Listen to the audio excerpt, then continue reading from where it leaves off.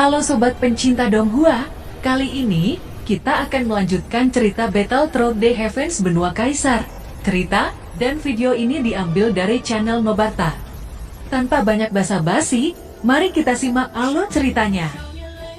Melanjutkan dari cerita sebelumnya, mata King Hao sedikit merah. Menurut informasi yang dia terima, Demon Spirit Evil atau yang disebut sebagai Iblis Jiwa berada di belakang Sekte Yimo.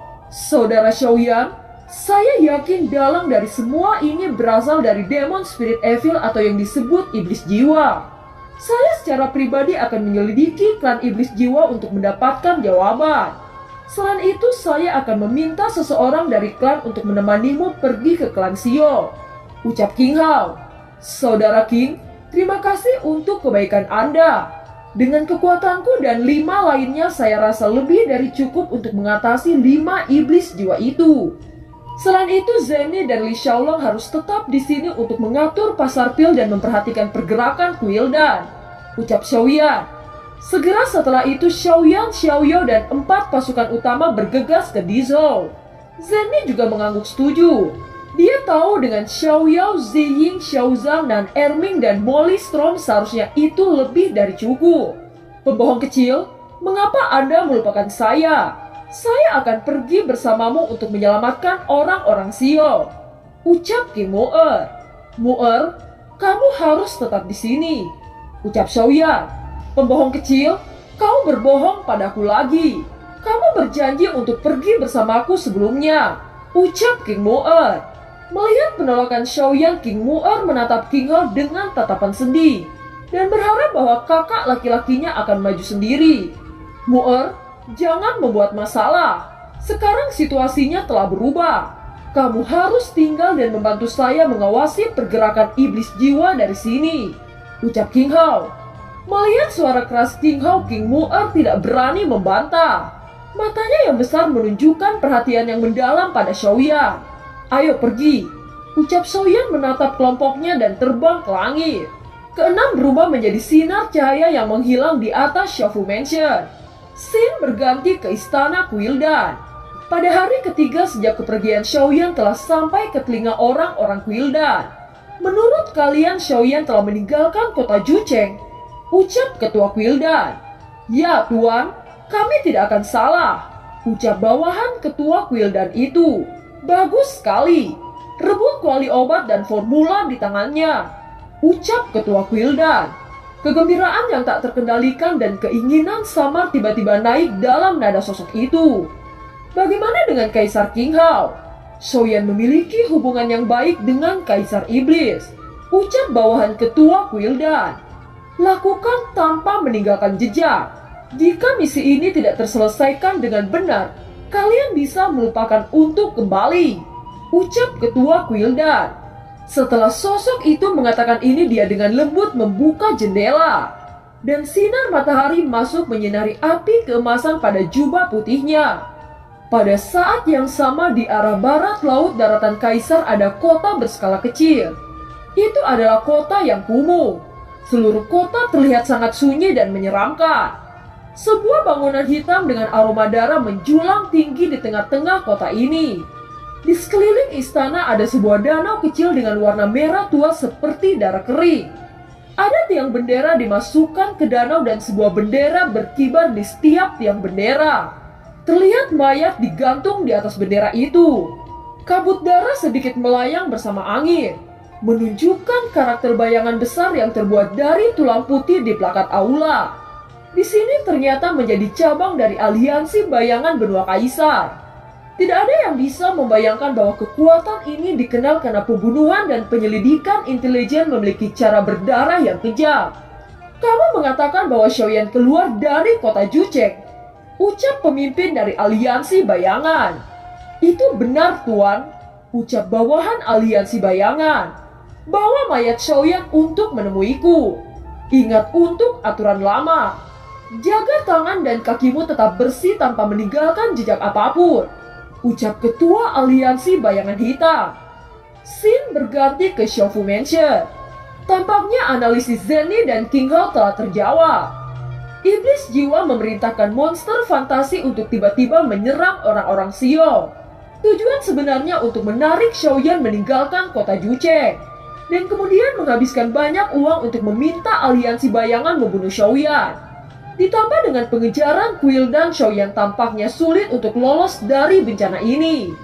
Semua ini Xiaoyan tentu tidak menyadarinya sama sekali. Dia hanya bergegas ke orang-orang Xio dengan sangat cepat. Setelah merobek kekosongan dan terbang dengan kekuatan penuh, keenam kelompok Xiaoyan akhirnya memasuki wilayah Dizhou dari prefektur di Yuan. Meskipun mengikuti garis lurus terpendek, Xiaoyan masih cemas dan kekhawatirannya semakin besar. Setelah penerbangan cepat, kerumunan akhirnya datang ke barisan gunung. Pandangan anggota orang Xio dan lembah Tiangming berbaring di tanah terungkap di mata Xiaoyan. Niat membunuh Xiaoyan dan Xiaoyan hampir memadatkan udara di sekitar mereka. Aura mengerikan memancarkan kemarahan yang tak tertahankan. Xiaoyan tidak punya waktu untuk menunda lebih lama lagi. Dia mengepakkan sayap tulangnya dan segera terbang dengan kecepatan penuh. Beberapa orang yang belum pernah melihat Xiaoyan begitu marah juga meningkatkan kecepatan penuh mereka. Scene berganti ke medan perang. Kaisar Ming, Anda bisa membawa orang Anda yang tersisa dan pergi dari sini. Yang mereka incar adalah orang-orang Sioku.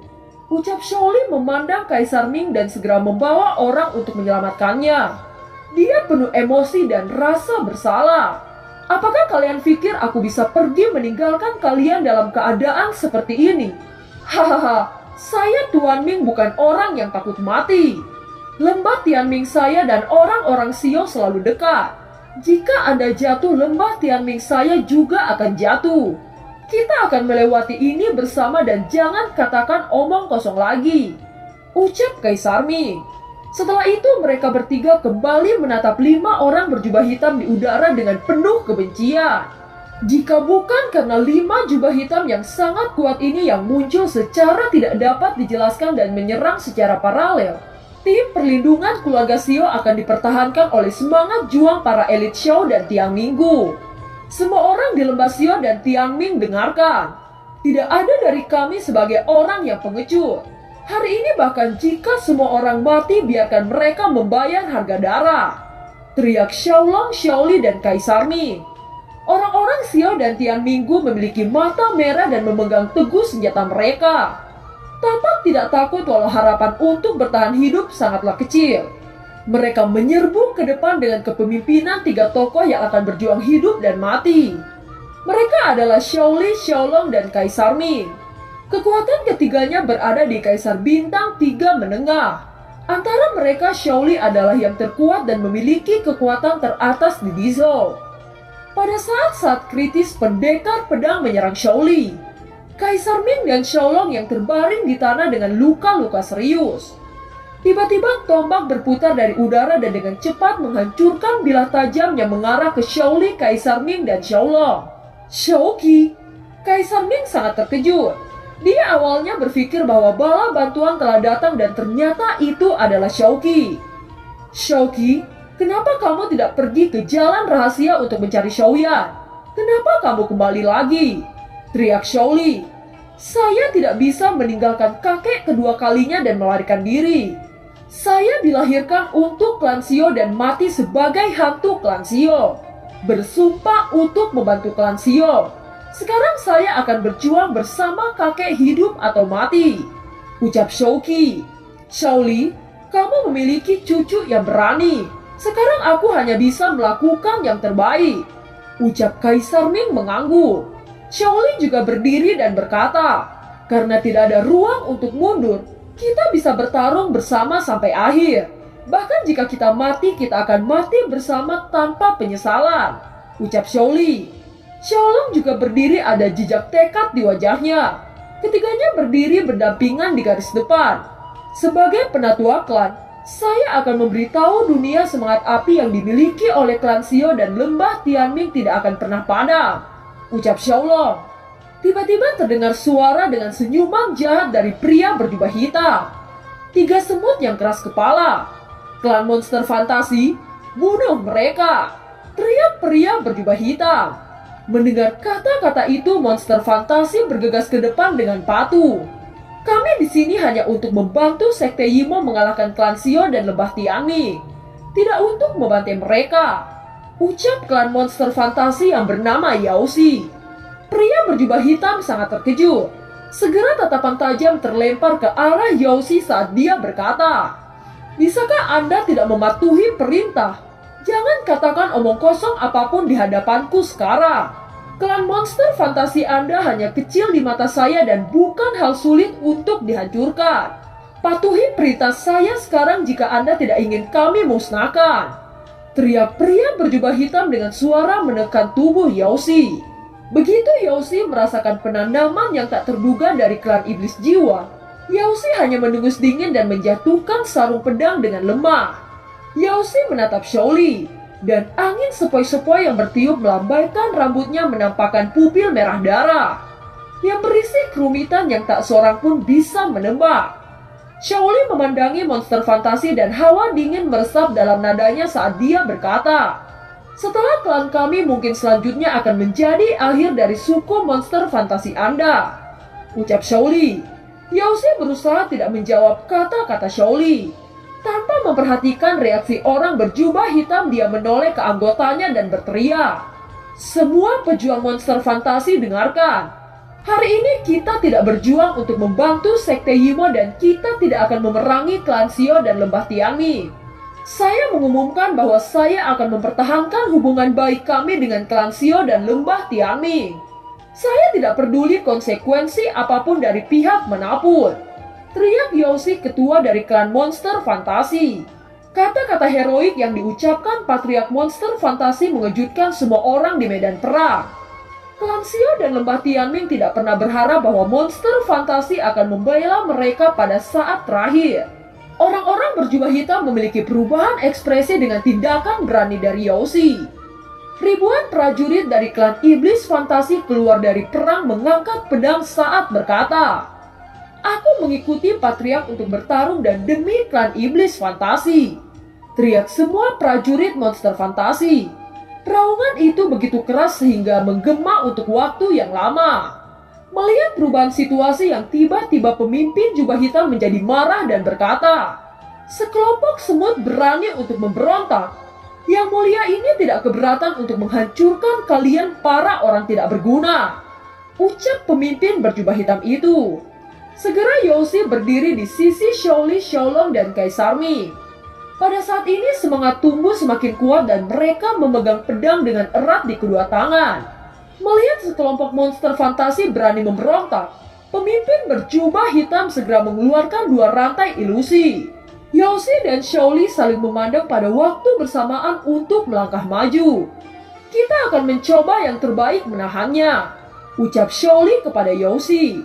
Pria jubah hitam membentuk segel dan rantai ilusi tiba-tiba berubah menjadi 4. Dua dilemparkan ke arah Yaoshi sementara yang lain menargetkan Shaoli. Menghadapi kecepatan serangan ini, Yaoshi menggandakan tinju dan meledakkan rantai. Namun tinju Yaoshi sama sekali tidak berarti saat rantai menghantam dadanya dengan keras. Tubuhnya terbanting ke belakang dan seteguk darah keluar dari mulutnya. Hanya serangan acak seperti itu membuat Yaoshi terluka cukup parah.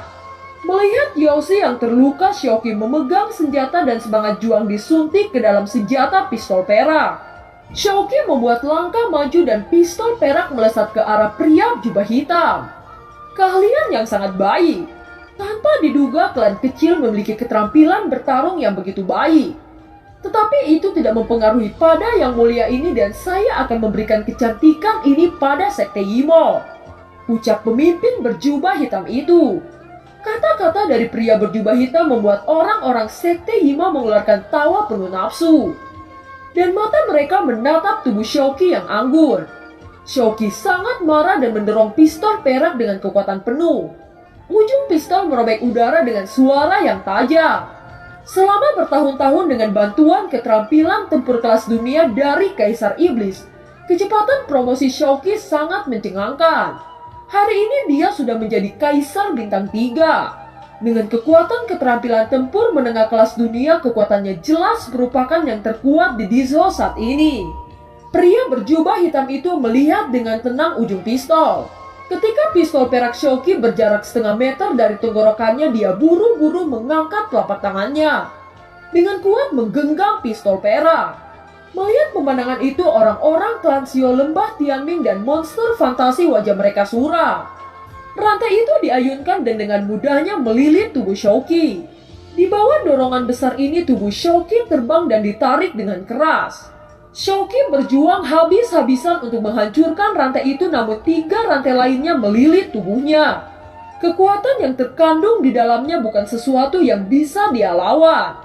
Tubuh Shouqi hanya semakin dekat dengan pemimpin pria berjubah hitam itu. Tepat saat masih jarak 20 meter antara Shouqi dan pria berjubah hitam ketika tiba-tiba pedang suan raksasa datang dari langit menebas rantai menjadi abu. Sosok pemuda tampan melintas dan mendarat, dia memeluk Shouqi. "Maaf saya terlambat," ucap Xiaoyan. Pada saat ini Xiaoyan memandang orang-orang yang jatuh ke genangan darah dalam pertempuran sebelumnya dan melihat orang-orang yang terluka. Setelah itu dia membawa Shouqi mendarat dan berkata, "Maaf telah membuatmu menderita sampai seperti ini. Mulai hari ini tidak ada yang bisa menindas klan Xiao kita," ucap Xiaoyan. "Xiaoyan, kamu akhirnya kembali," ucap Shouqi. "Hahaha, bajingan kecil. Anda terlalu percaya diri dan berani mengatakan kata-kata seperti itu di hadapanku," ucap pria berjubah hitam itu. Setelah melihat bahwa Xiaoyan sendirian, kekhawatiran pria berjubah langsung lenyap. Jika orang berjubah hitam itu tahu bahwa Xiaoyan memiliki pasukan kuat di belakang, dia pasti tidak bisa tertawa. Xiaoyan mendengarkan kata-katanya dan hanya meliriknya sedikit. Tanpa memperhatikannya, dia mengeluarkan banyak pil obat dan memberikan kepada semua orang yang terluka. Melihat efek pil ini, semua orang yang terluka sangat tercengang. "Xiaoyan, dari mana Anda mendapatkan pil obat ini?" tanya Xiaoli. "Itu sesuatu yang saya sempurnakan sendiri," ucap Xiaoyan. Kalimat ini membuat semua orang tercengang. Mereka tahu ramuan ini dijual oleh Persatuan Sangmeng dan harganya sangat tinggi. Tetapi ramuan yang mahal ini sebenarnya Xiaoyan yang membuatnya. Mungkinkah nama Xiaoyan yang telah dikabarkan beberapa tahun terakhir telah memonopoli pasar pil Sangmen itu Anda? Ucap Xiaoli. "Jika tidak ada nama Xiaoyan lain, saya rasa itu benar," ucap Xiaoyan tersenyum tipis. Tiba-tiba tinju Xiaolong menghantam Xiaoyan dengan sekuat tenaga. Dia berkata, "Anak kecil, kamu sungguh orang yang hebat," ucap Xiaolong sangat bangga. "Baiklah, sekarang bukan waktunya terkejut. Jaga baik-baik semua orang dan tunggu sampai saya menyelesaikannya," ucap Xiaoyan. Xiaoyan perlahan berbalik dan menatap pria berjubah hitam itu. Apakah sekelompok kecil dari klan Demon Spirit Evil sehebat ini untuk mencoba memusnahkan klan Xiao saya? Ucap Xiaoyan dengan nada jahat. Ketika kata-kata Xiaoyan jatuh ke telinga mereka, beberapa pria berjubah hitam tak bisa menangis atau tertawa. Ekspresi mereka suram saat berkata, "Bocah, keberanianmu sungguh luar biasa dengan berkata seperti itu. Selain itu, siapa yang memberitahumu bahwa saya dari Demon Spirit Evil?" ucap pria berjubah hitam. Ternyata orang dari iblis jiwa ini mencoba menjadi kura-kura yang menutupi identitasnya. Ucap Xiaoyan berbicara acuh tak acuh. "Anda..." Pria berjubah hitam sangat marah ketika mendengar kata-kata itu. Segera dia menjadi tenang karena takut identitasnya diketahui. "Apakah itu benar atau tidak, Anda akan tahu jika Anda menang," ucap pria berjubah hitam itu. "Saya menantikan itu," ucap Xiaoyan. "Anda hanya bintang 4 ingin bertarung dengan kita berlima," ucap pria berjubah hitam itu tertawa terbahak-bahak. Mendengar kata-kata itu, para penatua klan Xiao langsung berdiri di depan Xiaoyan. Kaisar Ming dan Xiaolong juga saling memandang dan berdiri berdampingan untuk melindungi Xiaoyan. Mereka semua tahu bahwa dengan prestasi Xiaoyan saat ini, pencapaian masa depannya tidak terbatas. Mereka semua serempak melindungi Xiaoyan. "Xiaoyan, jangan repot-repot dengan kata-kata orang ini. Tetap di pegunungan dan jangan khawatir tentang kami," ucap Xiaoli. "Saya bukan datang untuk kalah. Anda bertiga bisa yakin, tidak ada yang bisa menyakiti saya, bahkan orang-orang iblis jiwa ini," ucap Xiaoyan. "Saya belum pernah melihat kata-kata arogan seperti itu," Dengan kekuatanmu hanya lelucon untuk bersikap pahlawan, ucap pria berjubah hitam. Jika Anda berpikir Xiaoyan tidak cukup, lalu bagaimana dengan kita? Ketika kalimat itu terdengar, 5 siluet melesat ke arah Xiaoyan dengan sangat mengejutkan. Itu adalah Nan Erming, Xiaozang, Ziying, Xiaoyao, dan Molly Storm yang baru saja tiba. Mereka berdiri di belakang Xiaoyan. Energi yang kuat itu meletus seperti gunung menekan semua orang. Kelima pria berjubah hitam di udara terkejut. Jelas-jelas Xiaoyan tidak memiliki bala bantuan dan dari mana datangnya kelima orang itu. Dan film pun berakhir. Terima kasih telah menyimak dari awal sampai akhir ya. Sampai jumpa.